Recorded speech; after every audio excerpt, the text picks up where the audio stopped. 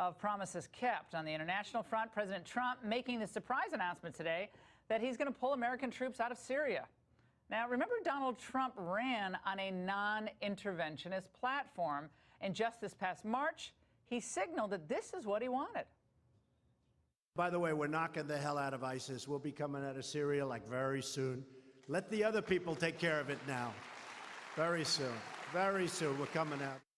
But the bipartisan interventionist cabal in Washington are still acting like we're in a post-9/11 mindset.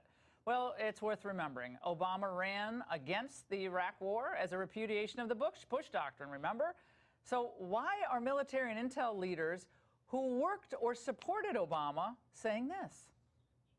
Well, this is very typical of the Trump administration. That is policy by tweet. He looks for short-term wins, not the transformational approach of how do you make organizations better, how do you go for the long term. You pull those advisors out, that sustainable security lapses, and then you have ungoverned spaces again. What we have right now, essentially, is a president in almost a sort of a rogue operation, making impulsive, unilateral, and frequently bad judgments.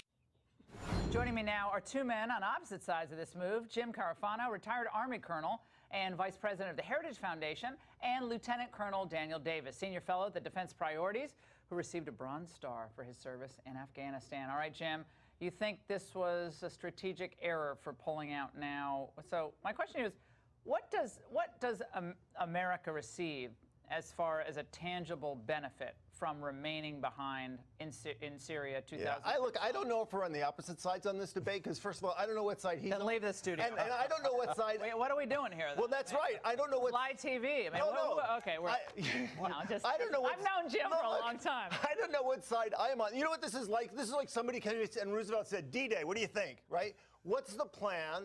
You know, how are we going to protect our interests? We don't know any of that. This might be a really smart thing. I've never been for a permanent base in Syria. I've always thought that was stupid. I thought we should do what we need to do to protect our interests. So when the president says we're coming out, what I read is everybody's response is exactly what their politics were the second before he said it.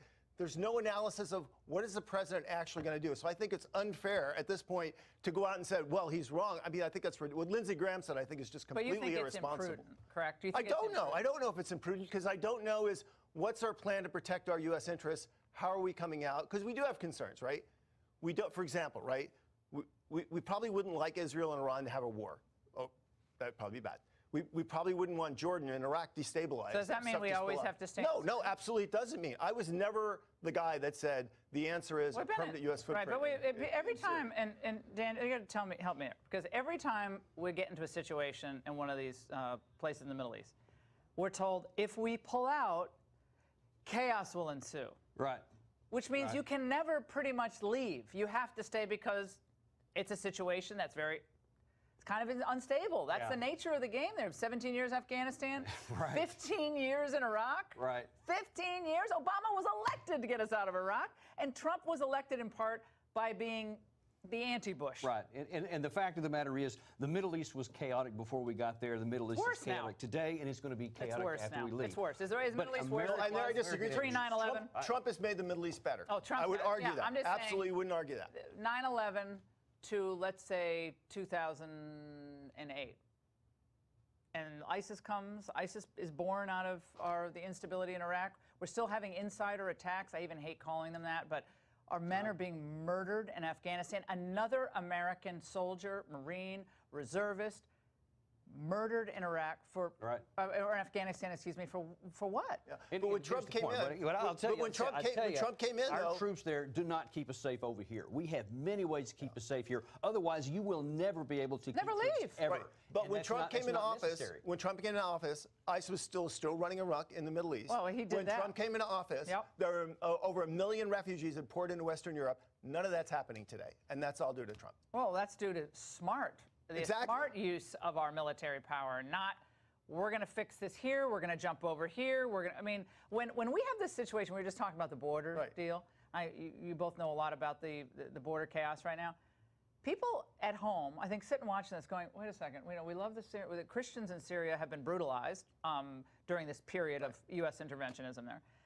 And like, we can't even police our own border. And we're trying to police the borders of these countries that have been at war with each other for for hundreds and hundreds and hundreds of years. It's very confusing to people. Right. So when people say, when people reflexively attack him, to say, I'm pulling out, let's just wait and see what his plan is before we. But here's the thing you have to keep into consideration. Those troops were sent there, number one, by Obama administration against the Constitution because he did not get congressional authorization for them. He was using initially unvetted people, that many of which were against their own interest. And even if you say the best of that, it was to get rid of ISIS in Raqqa. With mission accomplished. Mission was accomplished in 2017. But we got the neoconservatives who don't realize still that Trump won. Okay, and they've been good on some issues, but they were up in arms, and a lot of defense contractors probably weren't happy today either. Let's watch.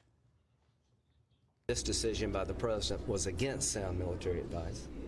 That he did it himself, which he has every right to do, but he needs to own it.